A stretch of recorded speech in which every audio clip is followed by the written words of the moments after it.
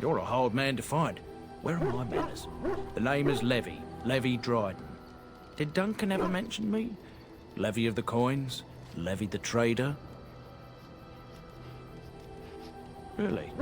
He never told you of old Levy? We've known each other for years. But here I am carrying on while you have a blight to stop. Don't want to waste your time. But you see, Duncan promised that together we'd look into something important for the Wardens. And for me. But poor Duncan's... well, no more. A tragedy it is, at that. But I know he would want his work carried on. His pledge fulfilled. It's a bit of a tale, that is. But I'm the one who brought the Grey Wardens back to Ferelden. Well, I was one of the ones. There were a lot of us. Maker's breath, I'm a bit nervous. Honoured to be here, really. After King Marek freed us from the Orlesians, the Grey Wardens begged the King's permission to come into Ferelden, some sort of internal business.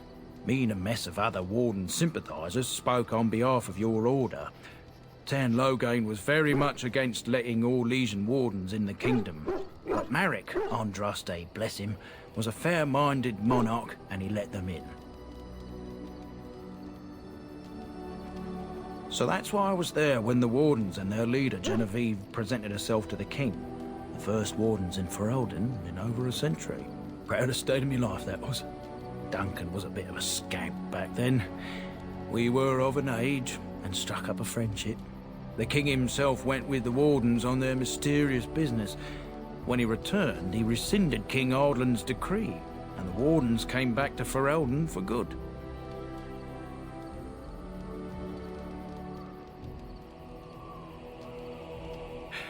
That he was. My family, well, past a bit checkered to see. Nobles look at us with disdain.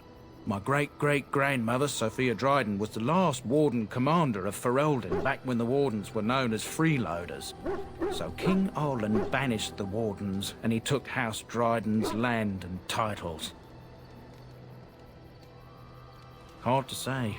After King Arland died, there was a civil war, loads worse than this one, and our family was on the run, hunted by enemies, with nary a friend in the world.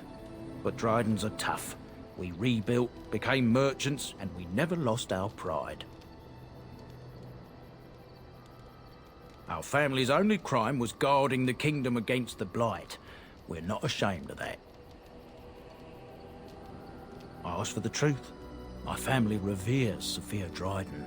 We know she died at the old Grey Warden base, Soldier's Peak. We want evidence to clear her name. It won't restore our land or our titles, but it'll restore our honor. Well, no one's been to Soldier's Peak since Arland's days. At least none that's come back. I spent years mapping the maze of tunnels to the peak, and I found the way a few years back. So I went to Duncan, I did, and I said that he could reclaim the old base and my family could have its honor.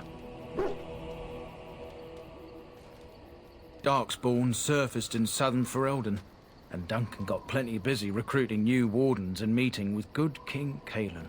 Duncan said he would help after the Battle of Ostagar. Said there might be useful things at the peak, but he never had the chance.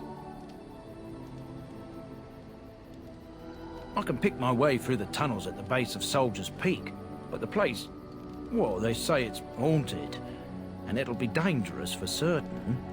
Will you think on it, at least? Soldier's Peak is strategic and symbolic importance. Duncan said that it would be worth it right there. He also hoped to recover lost Warden history and perhaps a few old relics. No one knows what's up there now.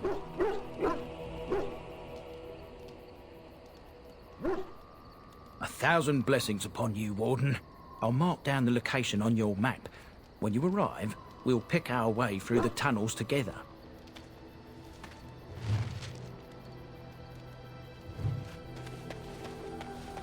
Ah, it's good to see you, my timely rescuer. Bodon Fennick at your service once again. I saw your camp and thought to myself, what safer place to rest for the evening than in the camp of a Grey Warden? I'm perfectly willing to offer you a fine discount for the inconvenience of our presence. How does that sound? Good? Yes?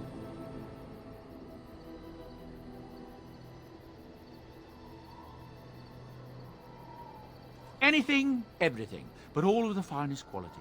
No cheap trinkets here. And my boy Sandal happens to be a bit of a hand with enchantments. Oh, yes. Sadly, it also makes us a target for bandits and the like. If there were spare hands to hire as guards, I would have done so long ago. Wonderful. Thank the gentleman, won't you, boy? Thank you, sir. We won't be a bother to you and your companions, I assure you. If you should need enchantments, simply talk to my boy. Otherwise, come speak with me. Are you sure I can't interest you in this hat?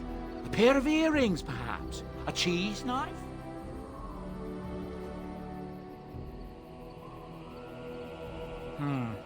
I suppose since you told me about you being a Grey Warden, it's only fitting for me to be as open. I am originally from Orzammar, the famed dwarven city that lies beneath the stately Frostback Mountains. I was a merchant there, too. Merchant caste. These things are in the blood, you know. You can't just leave them behind. I ran a fairly successful business. Rare artifacts, you know. Old things, grand things. The nobles loved them. Reminded them of the lost glory days, I suppose.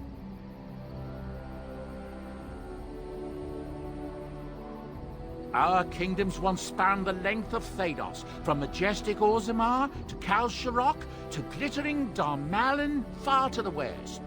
They say the gold and silver veins ran so thick through the stone of Darmalin that the entire city sparkled. The Darkspawn took it all, of course. One by one, the old Tigers fell, and then all that was left was Orzammar. But we were talking about how I ended up here, weren't we? One day, a noble woman came to my store. She looked around for a bit and then started shrieking in dismay. Apparently, she believed that a pair of braces I had for sale once belonged to her brother. He'd been lost in a cave-in, you see, while on an expedition to clear out the Darkspawn from one of the tunnels running close to the city. They were made specially for him. They're unique, she shrieked. He stole them from my poor brother's corpse. She had me arrested on the spot, of course. Nobles, they're touchy like that.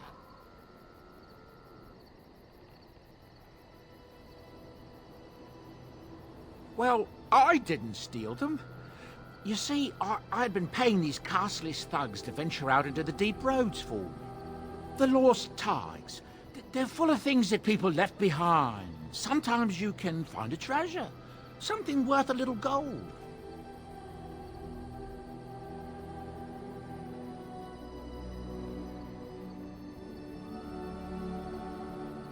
That's exactly how I see it.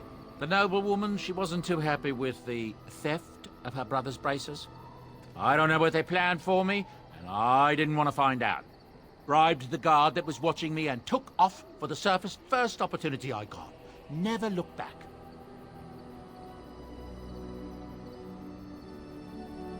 You're quite welcome. Now, is there anything the boy or I can get you? Look, we don't rob people, all right? We don't take things from people that need them. The things in the Lost Tigers, what good did they do lying there? I brought them back to Orzammar, where people could look at them and remember. It's not all that different up here. There are places long abandoned by the humans everywhere. Even more now with the Darkspawn coming. People flee from the Blight with good reason, but they forget things. Things with value and meaning.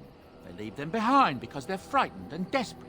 And sometimes, my boy and I, we find our way to these places before the Horde descends, and we save these things. I take them away so the Darkspawn don't get them. Is that so bad? They destroy everything they touch.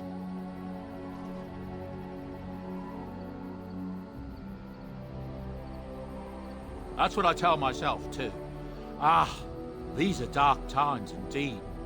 Dark times, my friend.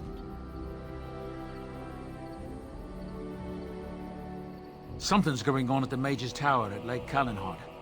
Nobody knows exactly what, though, and the Templars aren't saying. Exactly what we need, isn't it? Let's hope the mages are just cooking up something to deal with the Darkspawn. Somebody should be, after all. That's what I've heard on the road, anyhow. Take it for what it is.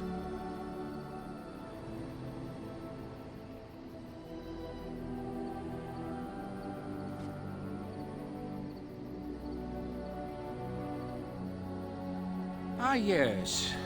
I'm married to a fine woman back in Denerim, it's true. She'd give me a son if she could, but that's not likely to ever be.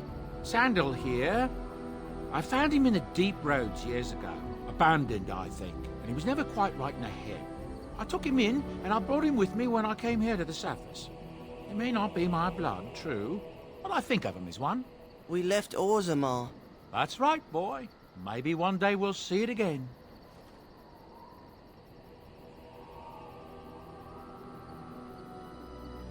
It's not as if I don't benefit, mind you. Turns out the boy's a natural working with enchantments. He might have even been lyrium-addled. I never thought of that before, to be honest. Happens sometimes. He can work an enchantment into just about anything, however, given some time. Could probably open his own shop, if he knew how. Enchantment. Well, he does seem to enjoy it, at least. I'm sure you'll be pleased with the goods my boy and I have collected, and with your discount.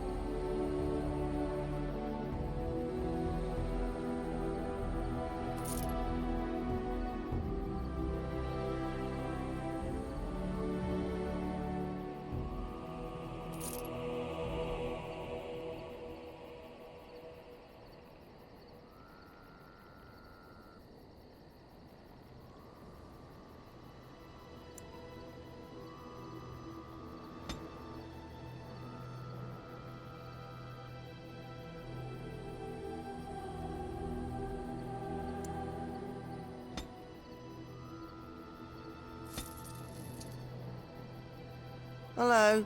The boy's a bit simple, but he's rather good with enchantments. One of those tranquil fellas actually called him a... what was it now? A savant. I had no idea such a thing existed. He can fold lyrium into almost any weapon or piece of armor, though naturally some of the more extravagant materials will take more lyrium than others. It's a process that some of the master smiths back in Orzammar will perform, but my boy here is just as adept at it. Isn't that right, boy? Enchantment! And there you have it.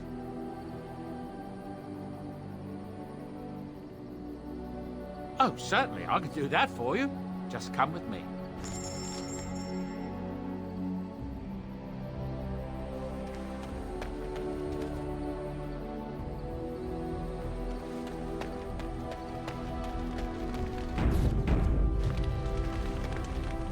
What do you wish of me? If you must.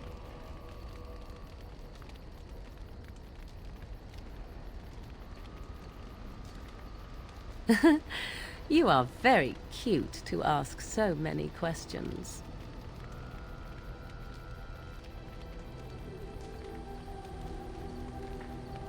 Of course I don't. 'Tis no matter.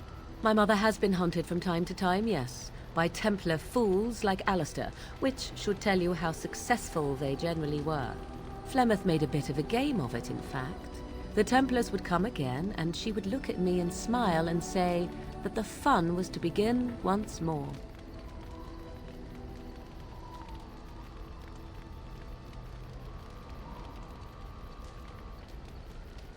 I am unsure. I was too young to understand, and perhaps 'twas bravado on Flemeth's part, or perhaps she was merely amused. I will never know. Flemeth would warn them once. 'Twas a warning they inevitably failed to heed. And then the true game began. Often Flemeth would use me as bait, a little girl to scream and run and lure the Templars deeper into the wilds and to their doom.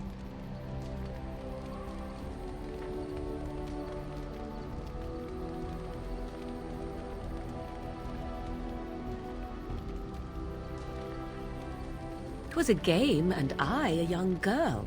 If I didn't get to play, I would have been very upset. Thankfully, the wilds is a vast place. Once they found us, Flemeth would simply move us elsewhere, and we would be lost within the forest once again. I did not understand the danger we faced until I was much older. I had never heard of apostates or maleficarum.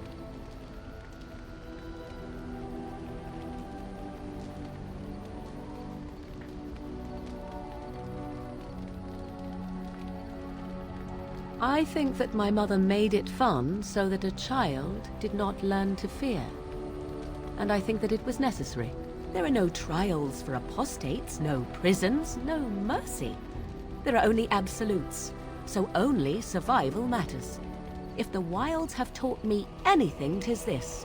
First, you must survive. Do you disagree?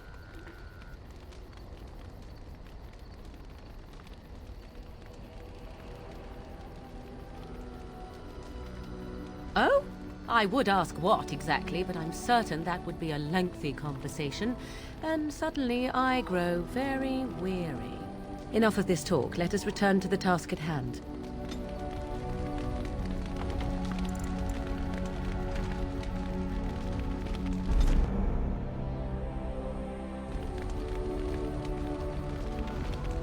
What do you wish of me?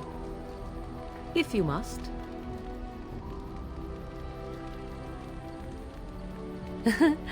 You are very cute to ask so many questions. Really? Perhaps we should be wrapped in ribbons and adorned with flowers. So cute are we, too. My mother has been hunted from time to time. Flemeth made a bit of a game of it, in fact. The Templars would come again, and she would look at me and smile and say that the fun was to begin once more. I am unsure. Flemeth... And then the true game began. Often Flemeth would use me as bait. A little girl to scream and run and lure the... Me? No, I never did any of the killing, until later. And even then, Flemeth was a glutton for that sort of thing. Thankfully, the Wilds is a vast place. I did not understand the danger we faced until I was much older. I had never heard of apostates or maleficarum. You do not know? The Zealots use that word for any magic they do not control. The Chantry sees any mages not leashed to the Circle of Magi as apostates. And apostates could become maleficarum, evil mages that resort to blood magic and become demon-enslaved abominations. It may even be true. Still, those of us who prefer freedom see no reason to submit.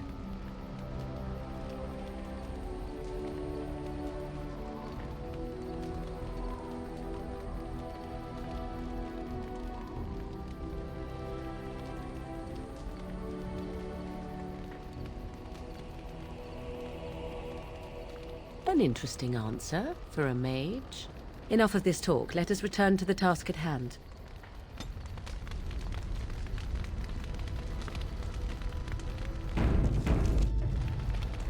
What do you wish of me? We are in camp, so 'tis as good a time as any. I am here because Flemeth commanded me to aid you. Why? Do you wish me to leave? I can do so if you prefer. If I wanted to leave, then I would go. I remain, so do not ask such pointless questions.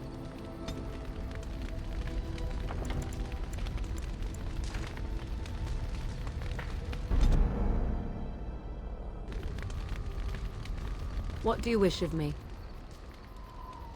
If you must.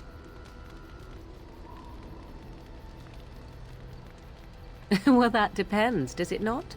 What does she seem to be?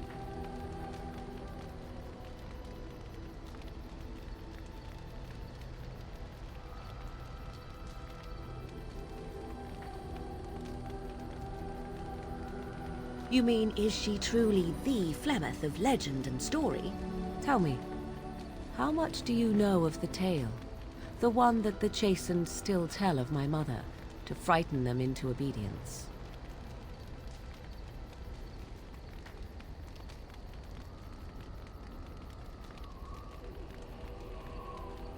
I can relay what Flemeth once told me herself, and you can decide whether or not 'tis the truth, if you desire. As the tale is sung by the bards, there was a time when Flemeth was young and beautiful, a fair lass in a land of barbarian men, the desire of any who saw her.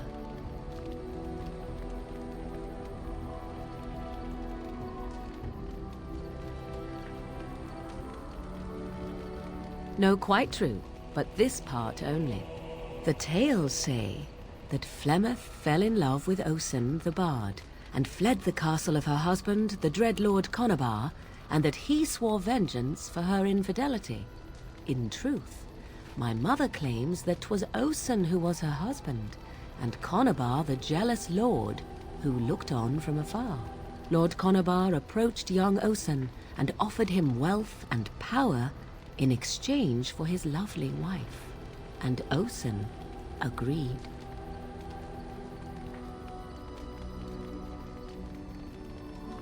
The life of a bard is a poor one, and love fades in the wake of hunger. 'Twas Flemeth who suggested the arrangement. All would have been well had Lord Conabar kept his end of the bargain. But he was a foul man who bargained with coin he did not possess. Osen was led off to a field and slain, left for dead. Flemeth spoke to the spirits and learned of the deed, and swore revenge.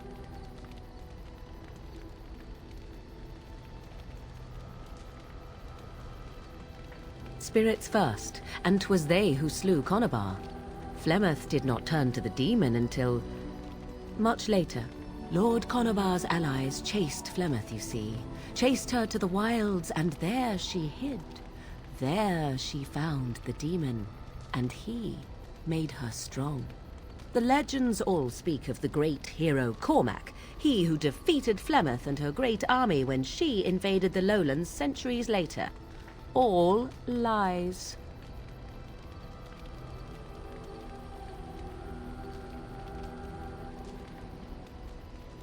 The truth of the matter is that there was never an invasion.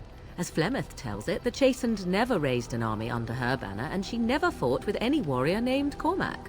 Cormac led a brutal civil war against his own people, and later claimed it was to vanquish evil that had taken root amongst the lords. Thus, he was hailed a hero. Flemeth was only attached to the legend much later. Perhaps 'twas due to the great war with the Chastened that eventually came, but Mother claims not to know how it began.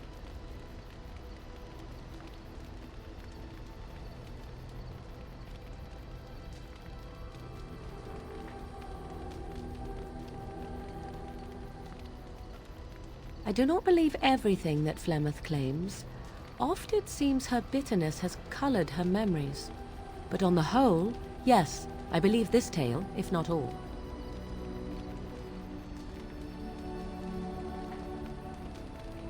You ask if I have sisters. I have asked of this myself. The stories tell of many witches of the wilds after all, not just the one. And these tales existed long before I did. Flemeth refuses to speak of other daughters, if they existed. So, should I believe I am her first? I doubt that too.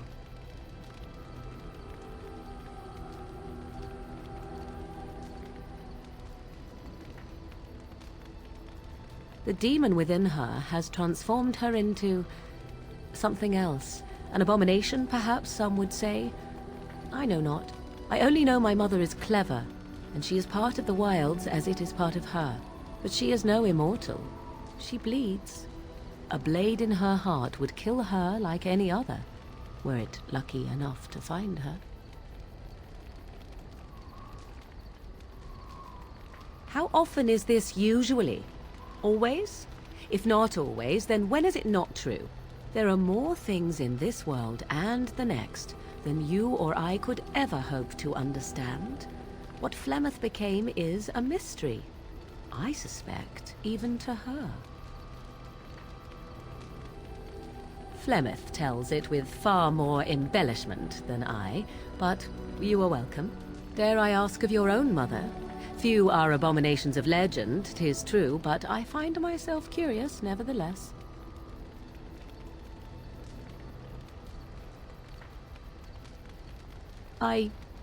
Nothing. I wish to know nothing more. I find myself a little envious, to tell the truth. But it matters not. Let us move on.